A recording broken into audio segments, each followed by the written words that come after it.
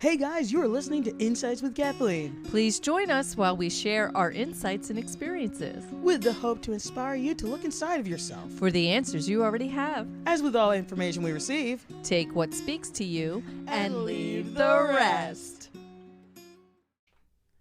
Well, hello there. Hey guys, how you doing?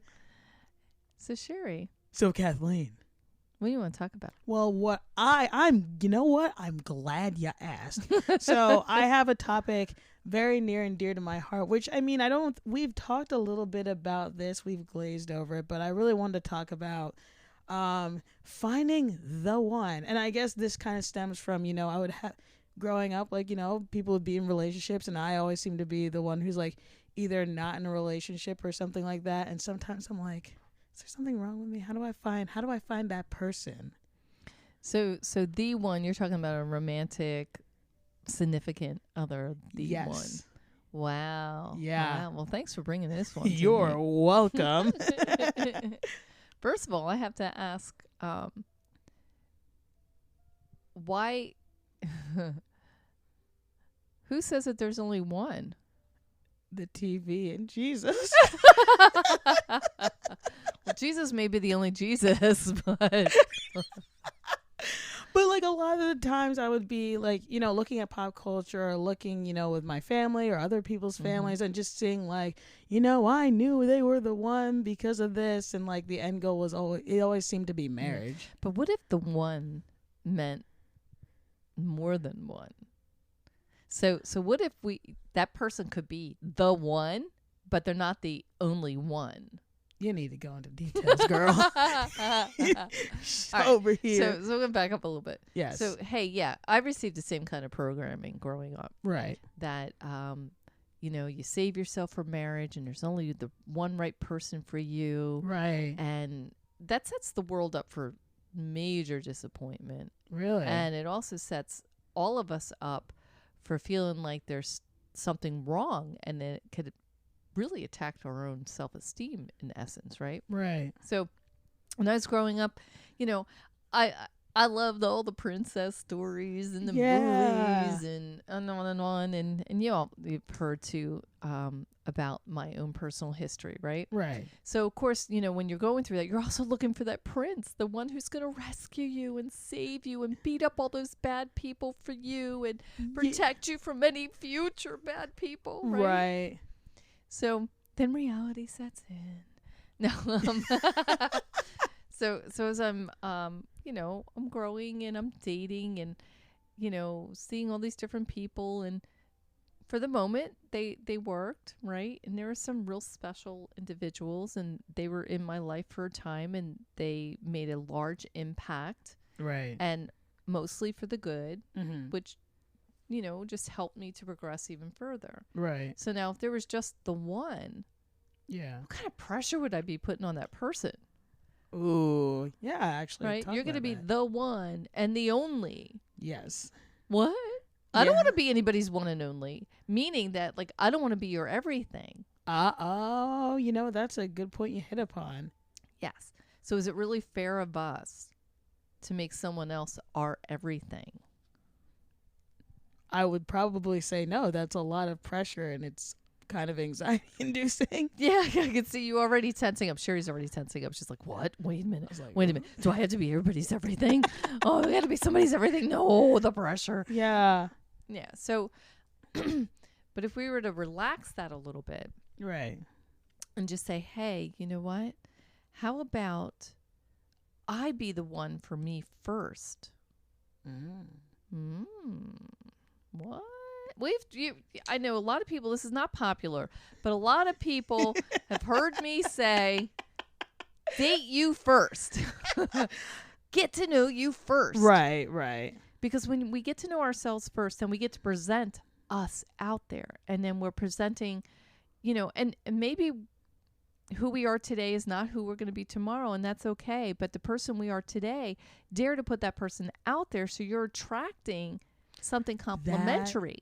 That makes sense. That makes a lot of sense. Me and you were actually having a conversation the other day, and hey, I'm out and proud. Happy Gay Pride Month, everybody. But yeah, I'm a lesbian. And I guess like going through that transition, I was always like, what role should I be playing in these relationships? Do I have to look a certain way? Do I have to talk a certain way? So then when I would, bring on all these like, oh, you should look more masculine or this and that and the other thing. So I would present a version of myself. To each their own if you want to dress that way. That's pretty awesome. But I was just presenting a version of myself, even personality wise, of like, well, I have to, if you like this, then you have to like that. So I'd present this faux version of myself out there, and then I'd be upset when I'd attract people that like this version of me, and then I come out as my true self, and then it just doesn't work out. And then I'm like, oh my God, there's something wrong with me. Well, sure. And then if we were to back that up a little bit, right?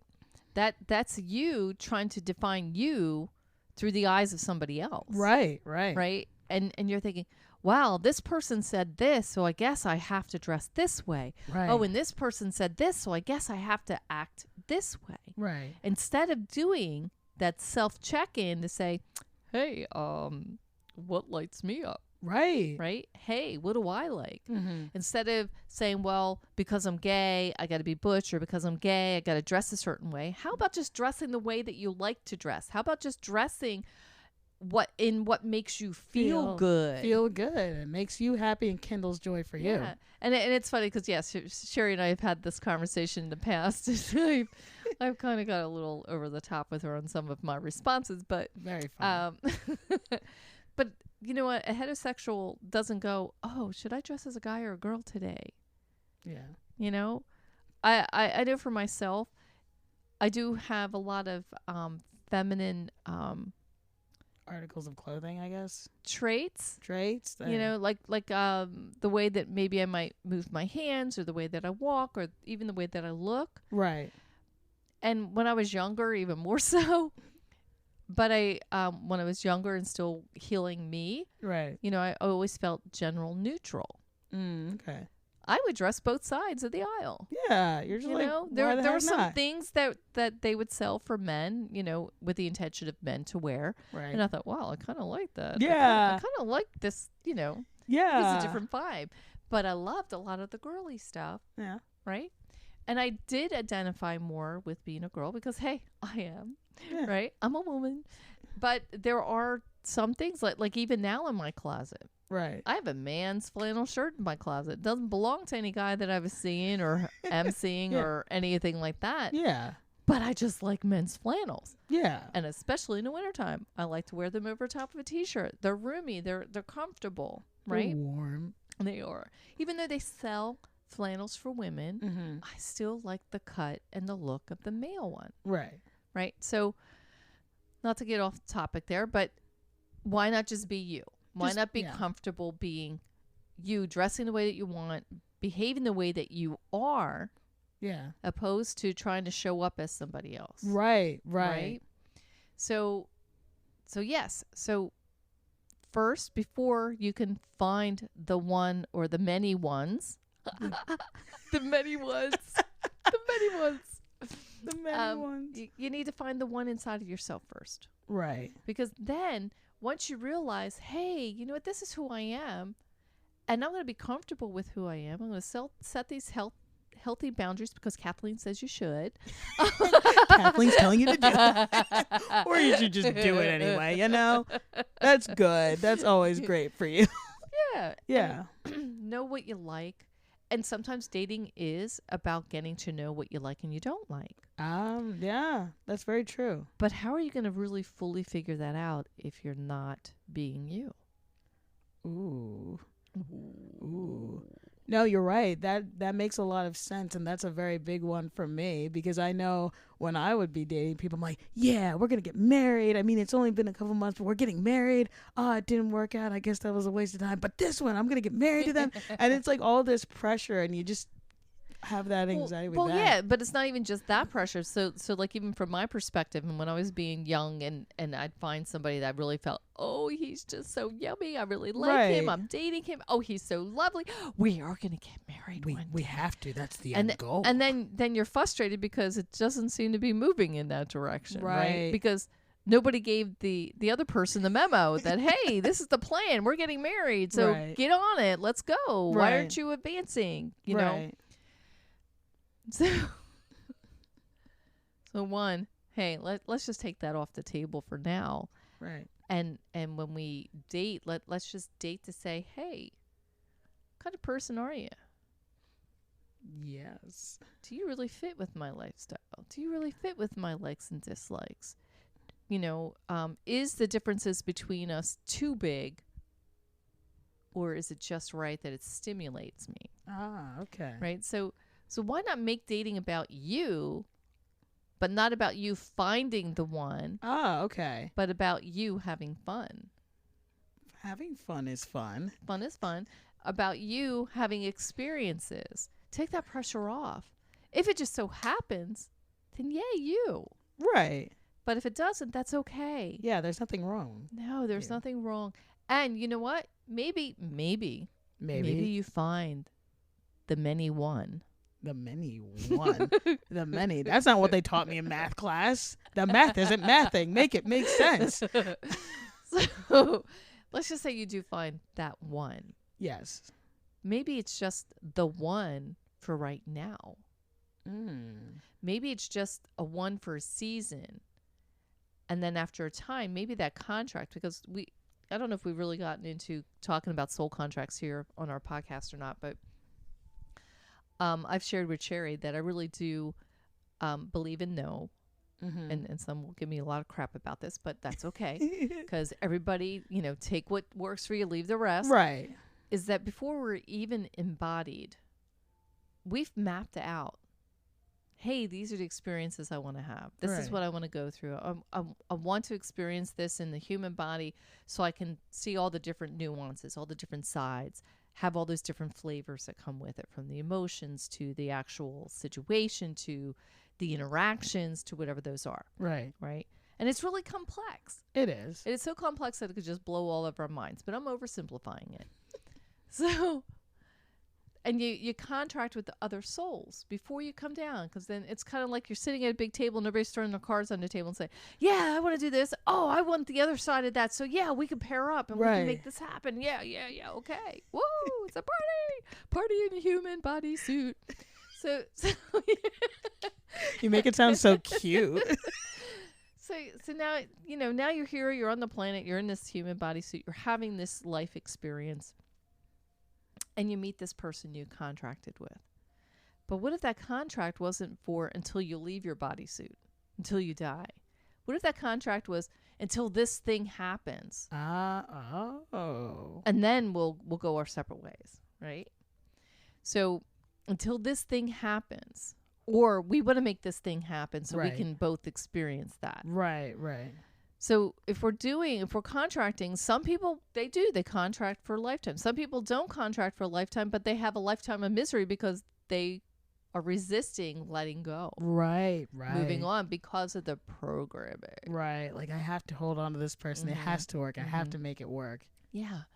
And I think, if we can let go of some of that old, fantasy, if you will, that old programming, and step into the new, to know that, hey, yes, with the intention, I am going to be in this relationship with you. Going to the altar to marry you with the full intention that this is forever. Right. But at some point, if forever is happening and there's something, an event that happens. Right. And you're like, oh, yeah, this is so bad. And now it's becoming torturous to you or torturous to the other person. Is that really loving of you and of them to continue on in this torture? Right. No, it's not. No. Right? So why not take the steps? To me, that's a sign from the universe saying, hey, it's time to break away and move on. Right. So point in him. So I had all these other relationships and whatnot. And I finally, after my dad crying to my mom saying, what's wrong with Kathleen? She can never seem to keep a guy. Oh, wow. Yeah, first of all, that's so many wrong things about the statement or the question. But that aside, and I overheard it. He doesn't know I overheard it, but I overheard it. And that was soul crushing. Yeah. Because back then, I'm just starting to build up on my self-esteem, and I'm thinking, what? Like, the person I was dating or the people I have dated, they were good for the moment, but they weren't right for me. Right. But when you overhear other people judging what's happening, you start second guessing yourself. Oh, for and sure. you're like, well, is there something wrong with me? Like, Yeah. what is he saying? What's he see that I don't know? Right. Take a breath, and I stand in me. Now, it wasn't that easy. Right. Okay. So this is just me retelling with lots of other knowledge and experiences in between. But some time goes by, and I meet this other person, and I end up marrying them. Now, this person I married presented himself in a way that wasn't really truly him. Oh. But it worked for me, this false person of him. Right. You know, and now we're married. Some life happenings happened, like really heavy stuff. Right. That now his facade is breaking down because now he's got to be serious and deal with some serious life issues. But this facade is breaking down. And next thing you know, he's in a full-out depression, and he's not the person who I thought he was or who he presented himself to be when we got married. Right. Now, Jerry, I've said to you before, Yes. I bought into this programming. Right. I married him. Oh. Sherry, I had sex with him. So therefore, oh my gosh. Therefore, I must stay married to him. Oh no. Oh yeah. This is the programming, man. You know, and I was going to be a good girl and follow that programming. Right. Because that's what makes you a good person. Yeah. You follow the program. Because you want to go to heaven. Yeah. You know? So. Your retelling of it just reminds me of when I was at church and I would just hear that and I just thought that was literally the law. Like, if you do these things, you're going to hell. And I was like, oh no.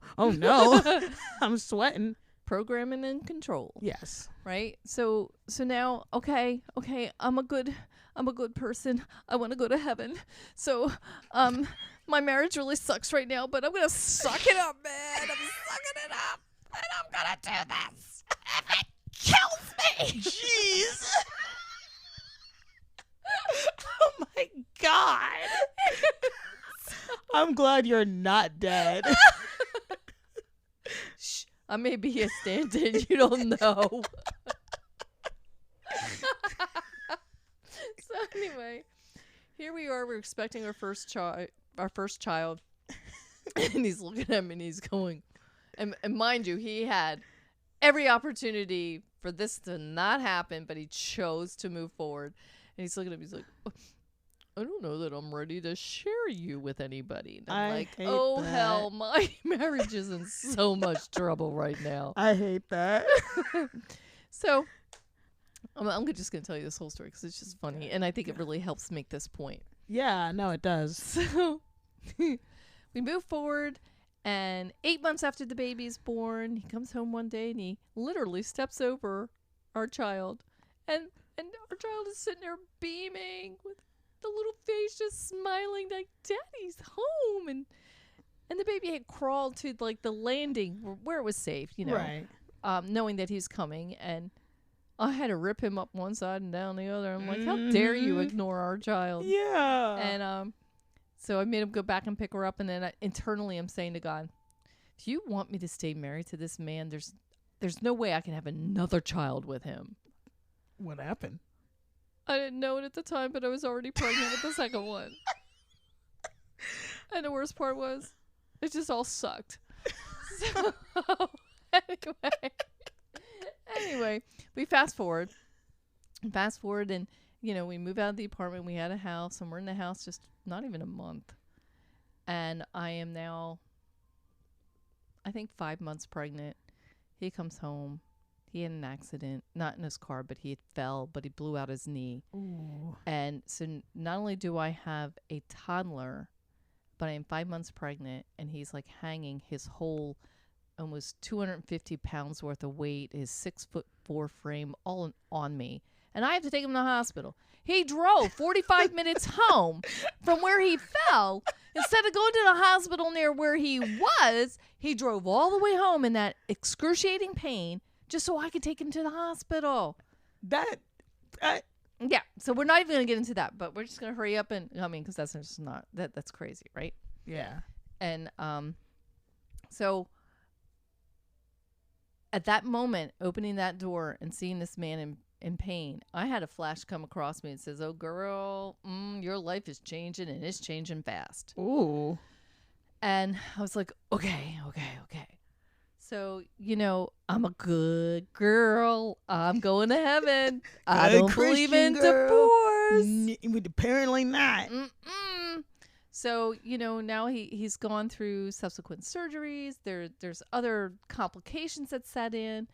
And I'll tell you what, like, I worked really hard to get myself healthy, to get myself to this point, right? Right. And I think we already had baby number 2, and things are moving along. But something else happened. I think he had to go in for yet another surgery. And when he came back, he just wouldn't get out of bed. And then I'm just seeing myself falling into this hole of blackness. Oh. And I just want to kill him. Oh, well. And yeah. Yeah.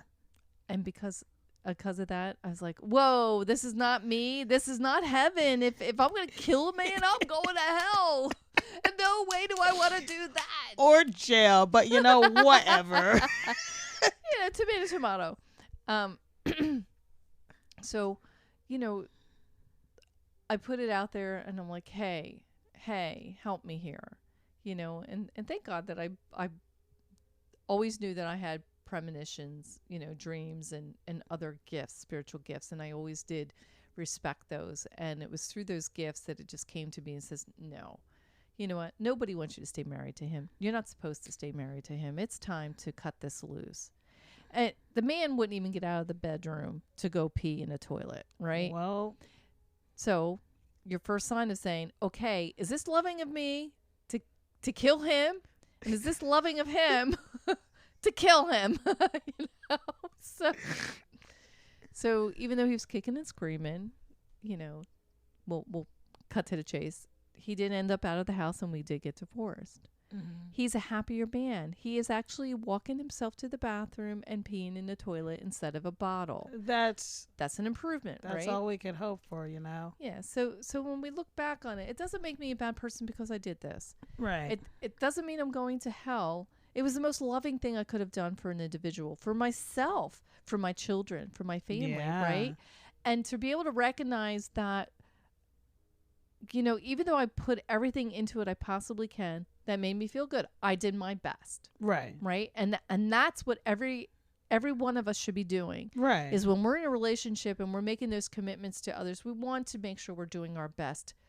And to see, okay, we're doing our best, but is the other person still showing up for me? That's a big one. Yes. So as long as both parties are still showing up for each other, and maybe there are issues, they can be worked through.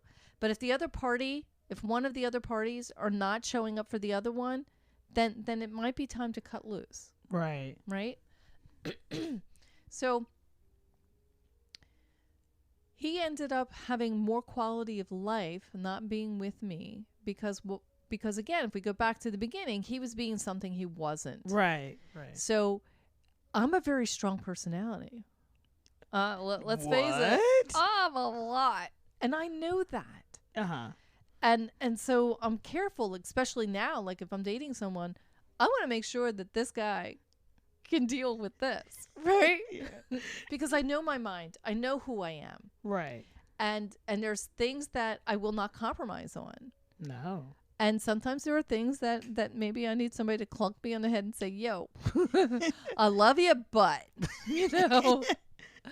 and I need someone who is strong enough to push back. Right. This person was not. In fact, this poor person ended up being lost in themselves. And I was able to recognize it because of my very first relationship that I had ever. And I thought that person was the one. Right. But he was the many one. He was the multiple of the one. No, he was the many one. Oh, he was the many one. The many one. So we have many ones. You have many ones. Yes. So he was the first of the many ones. Yes. Nicely said. I don't know how I was able to say that. But that relationship, even though it was one of the most healing relationships I've ever been in, it was also one of the most toxic relationships. So, but it served its purpose for the time that I was in there. And because of that, I recognize, because when I was in that relationship, I wasn't fully healthy. Right. And this other person had their own issues and stuff. Mm-hmm. But what I gained from it, besides the fact that that person was the very first person I ever told about my abuse. Right. And I felt heard. I felt safe. I felt protected. But at the same time, I was lost because my personality, because I wasn't strong in me, I was lost in that person. And because I experienced that, I was able to recognize it when it was happening to somebody else. Oh. So look at that. This is like so compact. This is like so full, right? So we're learning that nothing is wasted, that all of our experiences do come in handy and we can draw from them throughout our life, right? That there are many ones. Many ones. Many ones. Many ones. And the most important one is you. Oh, diggity dang. She just said that. Yeah.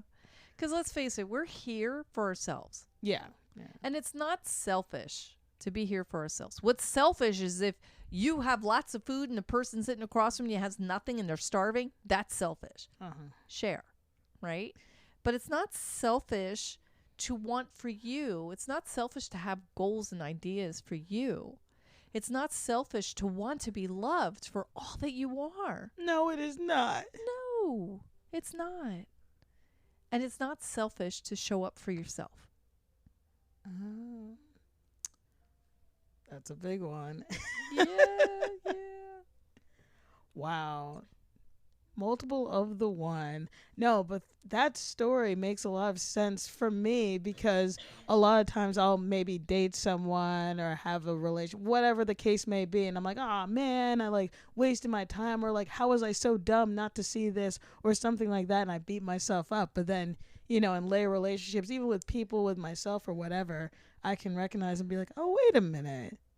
Yeah, I remember this feeling, or I remember this action, or I just remember these things and how I felt about them. And it kind of shows like what I'm going to do going forward with that information that I have. Right. And each relationship, whether they be romantic or they be platonic, they're all stepping stones in us growing into who we are. Right. Or who we will be. Right. Because nothing is stagnant. It's always moving. It's always changing. It's always growing. It really is. And if it's not, you're dead. Well, no, honestly, though, it's so true because I'm just thinking back to my first relationship when I was like 20 and I'm like, this is it. I'm not going to grow any more than this. Like, I just know everything. And as I'm growing still, obviously, in my journey, I'm like, wow, I learned so much just from yesterday or a couple of days ago or from a couple of years ago. Yeah. And thank you. And for those out there listening, please know that if you've had those experiences like, why did I date that person? Why did I do that? Stop judging you. Yeah. Do stop judging you. Stop judging it. Because, you know, it was an experience. There's information you gained from it. There's stuff you gained about yourself. Information for you. Right. And those are your morsels. Those are your takeaways. Yeah, sometimes it's great and sometimes it's not so good and sometimes it's just horrific. But in all of that, there are things you learned about you. Yeah. You learned about what you like, what you don't like. You learned about how to be strong, how not to be strong, you know? And there's just about anything that we experience in life. There are so many facets to it. Right. And it's up to each and every one of us to look at our life from a lens of growth. Okay, what did I get from that? Right. Don't beat yourself up. Yeah. Don't judge you. Don't even judge what happened. And if we take the judgment out of it and we accept each of it as a gift, right, a gift of knowledge, a gift of growth. Right. You guys would be on fire, man. And you guys will be on fire. You guys are great. All right. Well, thanks for listening. We hope that this was helpful. Remember, you are bigger than anything that you are going through or anything that is happening around you.